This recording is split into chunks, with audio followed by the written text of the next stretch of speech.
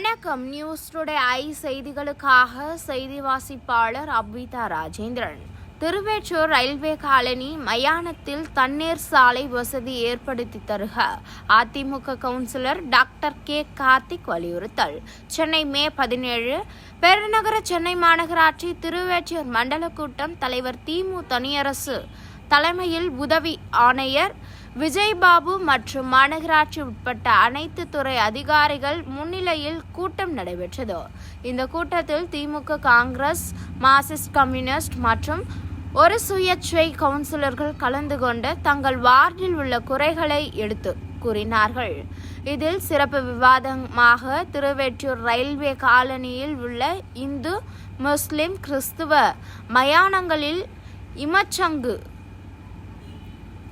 செய்ய தண்ணீர் வசதியும் சாலை வசதியும் ஏற்படுத்தி தருமாறு அதிமுக மாமன்ற கவுன்சிலர் டாக்டர் கே கார்த்திக் வலியுறுத்தி பேசும்போது தலைவருக்கும் அவருக்கும் வாதம் நடைபெற்றது. அப்பொழுது கவுன்சிலர் கார்த்திக் பேசும்போது, எனது 7வது வட்டம் இந்த ஆட்சியில் புறக்கணிக்கப்படுகிறது. எனது வார்டில் உள்ள 188 சாலைகளில் கடந்த 3 ஆண்டுகளில் 29 சாலைகளில் தான் தார் சாலை போடப்பட்டுள்ளது.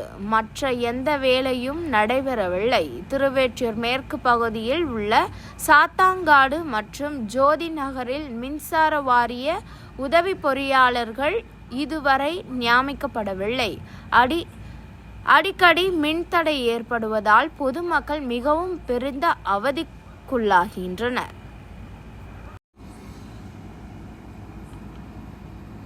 மின்வாரிய அதிகாரிகளுக்கு தகவல் தெரிவிக்கலாம் என்றால் எண்ணூரில் உள்ள அதிகாரிக்கு தான் தகவல் தர வேண்டியுள்ளது. அதனால் உடனே அந்த இடங்களுக்கு அதிகாரிகளை நியமிக்க வேண்டும். ரயில்வே காலனியில் உள்ள மயானத்துக்கு இதுவரை சாலை அமைக்கப்படவில்லை. கிறிஸ்துவர்களுக்கு கல்லறை கட்டவும், இந்துக்களுக்கு இடுகாடு அமைக்கவும் 2.25 ஏக்கர் நிலம் ஒதுக்கப்பட்டுள்ளது. கடந்த ஆட்சியில் மேயராக இருந்த சைதை துரைசுவாமி ஏற்பட்டதால் அதே இடத்தில் 3 ஏக்கரில் முஸ்லிம்களுக்கு கபர்ஸ்தான் உருவாக்கப்பட்டது. அங்குள்ள முஸ்லிம்களுக்கும் தண்ணீர் வசதியும் இமச்சடங்கு செய்வதற்கான உரிய இடமில்லை. கடந்த 3 ஆண்டுகளாக இந்து இடுகாடு மற்றும் கிறிஸ்துவ கல்லறைகளில் அடக்கம் செய்பவர்களின் இறப்பு சான்றிதழ் வழங்கப்படுவதில்லை. ஆகவே மாநகராட்சி தரப்பில் உடனடியாக நடவடிக்கை எடுக்கவும், சென்னை மாநகராட்சி சார்பில் தரமான சாலையும் இமச்சடங்கு நடத்த அனைத்து வசதிகளும் செய்து தருமாறு கேட்டுக்கொள்கிறேன் என்று கூறினார். அப்பொழுது அவருக்கும் மண்டல குழு தலைவருக்கும் யார் ஆட்சியில் என்ற விவாதம் நடைபெற்றது.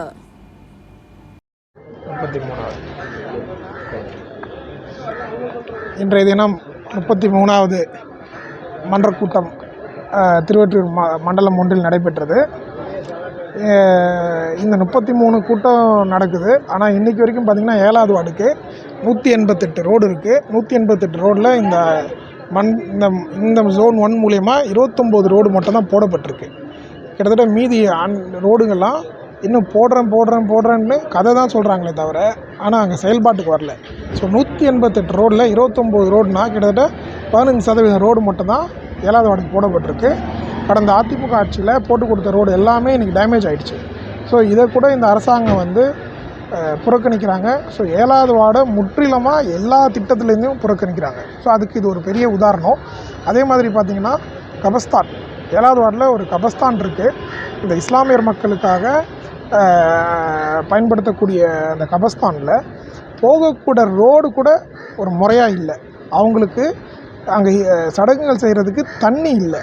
ஸோ இந்த குறையை எடுத்து சொன்னால் நாங்கள் தான் இந்த திட்டத்தை நாங்கள் தான் கொண்டாடல.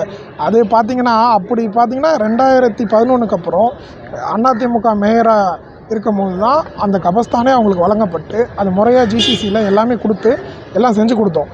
ஆனால் இன்றைக்கி பராமரிப்பு இல்லாமல் படு மோசமான நிலைமையில் இருக்குது.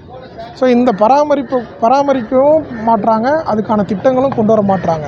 ஸோ இது எல்லாம் ஃபண்டு வர ஃபண்டெல்லாம் ஜோனுக்கு வர ஃபண்டெல்லாம் எங்கே போகுது, யாருக்கு போகுது, யாருக்காக இந்த அரசாங்கம் நடக்குதுன்றது பெரிய கேள்விக்குறியாகவே இருக்குது. ஸோ இதை நாங்கள் வந்து ரொம்ப ரொம்ப கடுமையாக கண்டிக்கிறோம். இந்த அரசாங்கம் தூங்கிக் கொண்டே தான் இருக்குது. விடியலாட்சின்ட்டு இன்னும் தூங்கிட்டே இருக்காங்க. ஸோ எப்போ விடியும்னு தெரில மக்களுக்கு. அதே மாதிரி கிறிஸ்துவ இஸ்லாமியர் மக்களுக்கும் அந்த இடத்துல ஒதுக்கப்பட்டிருக்கு.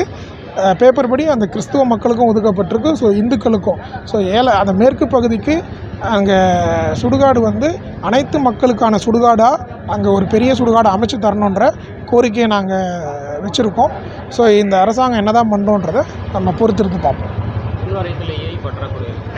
ஆமாம், நீங்கள் பார்த்தீங்கன்னா 7வது வார்டில் 2 செக்ஷன் கவர் ஆகுது. ஒன்று ஜோதி நகர் செக்ஷன், இன்னொரு சாத்தாங்காடு. 2 செக்ஷனுமே இன்சார்ஜ் ஏஇ தான் இருக்காங்க.